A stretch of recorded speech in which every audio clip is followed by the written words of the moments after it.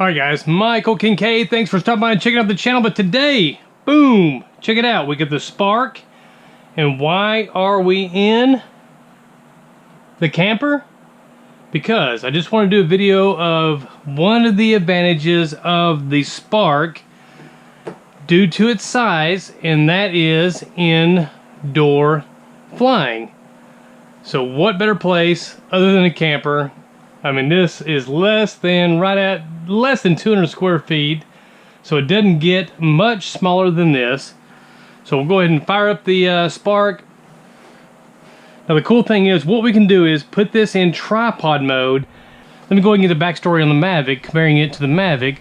Mavic tripod mode, simply amazing, super stable shots, but the obstacle avoidance was way overbearing. So if you're trying to fly it in through doors and whatnot inside, it just picked up on everything and you just couldn't even go forward with it. And at the time, I don't know, they may have updated it. I haven't tried it in probably 3, 4, 5 months. Thank you. Check it on the map. But I haven't tried it in 3 or 4 or 5 months, so it may have updated and you may be able to do that. But what we can do is on the Spark is we can turn off the obstacle avoidance while it is in tripod mode, which is very cool because, like I said, it's not overbearing and you can kind of bump off the walls and whatnot. But anyhow, let's go ahead and get it fired up. Let's go ahead and take it up in the air. If you're listening to this on headphones and you're on YouTube, got headphones in, it may get a little loud, so I apologize for that. Adjust accordingly now. And here goes nothing. We'll go ahead and start recording on the Spark.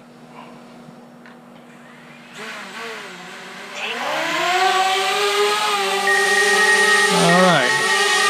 Now, even though the obstacle avoidance is off, it still lets you know that you are getting close to hitting something.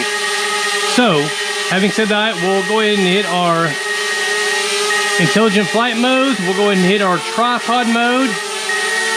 Alright, now we are in tripod mode. So super stable. I mean, look at that. We are inside the camper.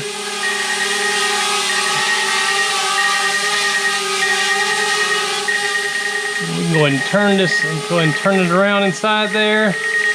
Sure, think you can see that.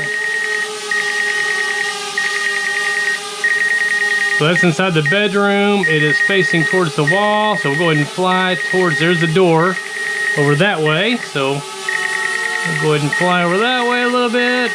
Go ahead and fly it over. See if we can't gingerly take it out this door. And there she is. Coming right at us. Whoa! We'll go ahead and fly it into this back bedroom. And again, it doesn't get much smaller than this, but the confidence level of flying this in a small confined area, probably absolutely not recommended for something this small. But you do have your double bunks. This is one of the campers that we rent out. That's what we do. Don't rough it, camper and pontoon rentals. But we deliver these, set them up, and we're prepping this for a rental tomorrow. Whoa, wow. So, anyhow, flying indoors doesn't get much smaller than that. But as you can see, it is very confident. It is super stable. Will it land in my hand? Whoa, we don't want it to hit the ceiling.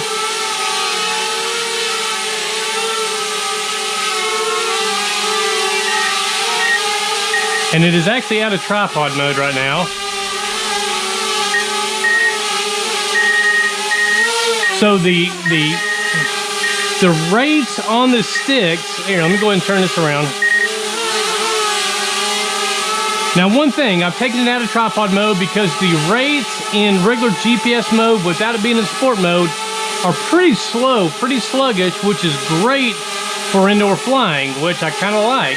Like I say, we're inside a small camper and you just have a little bit more control over it as far as, you know, being able to make a little bit quicker adjustments and whatnot. Oh, come on, baby.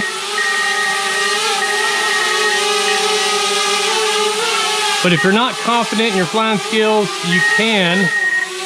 Don't knock my beer over.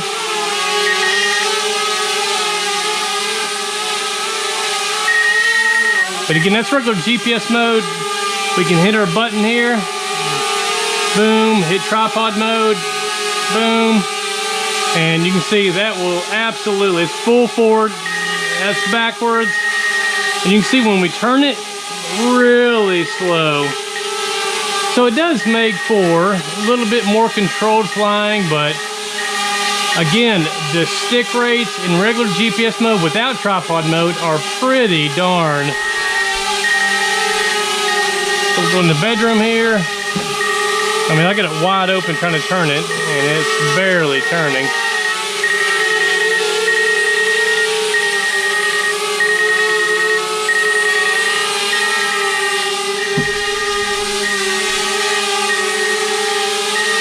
Like I say, the precision flying indoors, like I said, that is wide open trying to spin it, yaw. And again, I apologize for being so loud, but we are inside a pretty enclosed environment.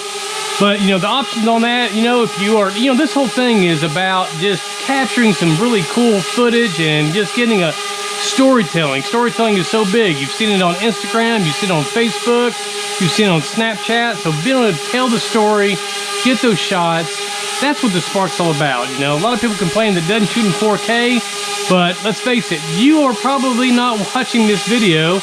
You're probably watching on your phone right now, and your phone does not have a 4K resolution more than likely. The S8 does not, the S7 Edge does not, the iPhones do not. So more than likely, 4K, it does have its benefits about, you know, recording, being able to do a little bit of zooming and whatnot, down-resing it into 1080 to make it, you know, workable, uploadable, and watchable via YouTube. Because let's face it, 4K can be a nightmare to work with. But, so I'm not knocking that with the Spark. You know, any type of professional work with the Spark, absolutely, man, you would not want to consider that. You know, you may be able to get some B-roll footage, just really depends. But, you know, as far as the vacationing photos, any YouTube stuff, like probably a ton of you people are, that's probably the primary focus on that is, don't get hung up on the 4K stuff. Because unless you got a robust computer to really deal with the 4K, oh man, it is really gonna be a nightmare. Rendering times are just 4 times that of 1080p. 1080p is so easy to work with. And primarily when I'm flying the, prop guards, love it. So we'll land on this little table.